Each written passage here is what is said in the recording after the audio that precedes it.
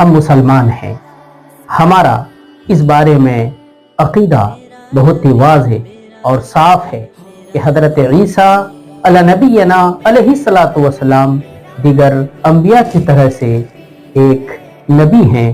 آج 25 دسمبر ہے۔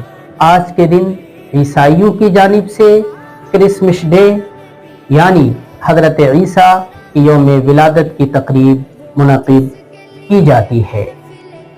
عیسائیوں کے عقیدے کے مطابق حضرت عیسیٰ اللہ کے بیٹے ہیں، نعوذ باللہ، جبکہ قرآن کریم بہت واضح کرتا ہے قل هو اللہ احد اللہ الصمد لم یلد ولم یولد ولم یکن لہ کفوا احد۔